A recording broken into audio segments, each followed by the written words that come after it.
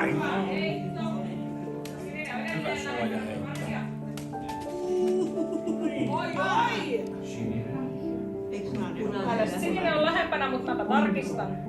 Ei oo.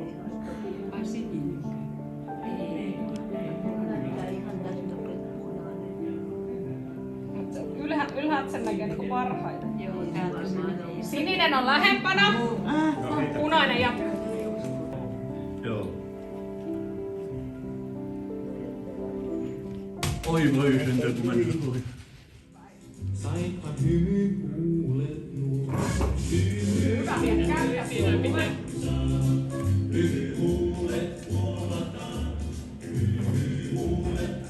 Hengittele saa. Saa laulaa teille laulatte karaokeilla. Niin se kyllä onnistuu. Kädet. Pyörässäkin tiedän aina. Kohti vastakkaista. Vatsaljaksi tekee töitä. Hyvä muistiliikunta. Ja sitten vauhti kiihtyy.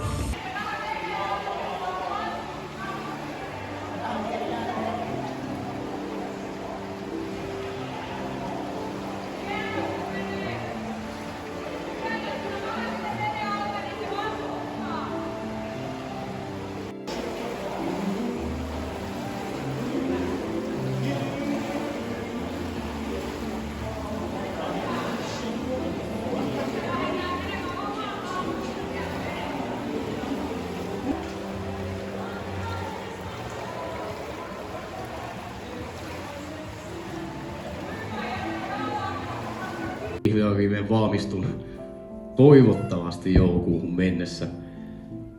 Mulla erikoisosaamisalana on tietenkin, no sen saattoi ehkä päätellä, mutta on tuo virketoiminta. Maailma, että herätetään vähän miettimään sitä ihan omaa tai perus niin ydin liikemallia. Just sen takia, että se on niin monimuotoinen. Että tässä muun muassa juuri keskustelin tuossa pihalla. Oletko käynyt kauan näissä Polioliiton tilaisuuksissa? No, varsinaisesti näissä syys- tai kevätpäiviin en ole onnistunut pääsemään. Mä oon ollut työelämässä ja nyt sitten oli koronat ja niin edelleen. Tää on oikeastaan niitä aika harvoja, mihin nyt onnistun pääsemään. Aivan. Mitä mieltä olet tällä kertaa?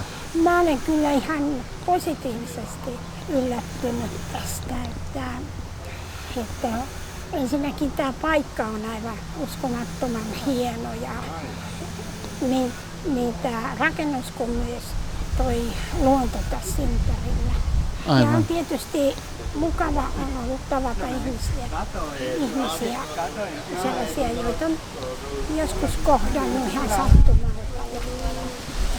Eli saatat tulla uudestaan? Kyllä, No niin. Kiva. Maria tuolla noin ja minä keräämään ihmisiä yhdessä. Ei mennytkään ihan niin kuin piti. Tästä. Ensinnäkin mun pitää seistä pitkä aikaa ennen kuin mä teen mitään muuta.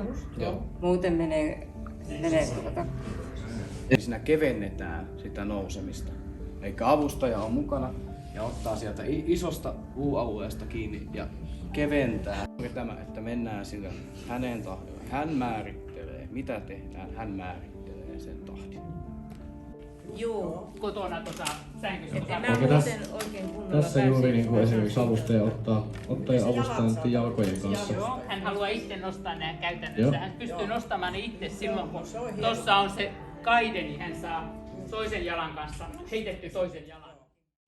Me olemme täällä nyt Ruissalon kylpylässä. Me olemme viettäneet täällä Polioliiton syystapahtumaa.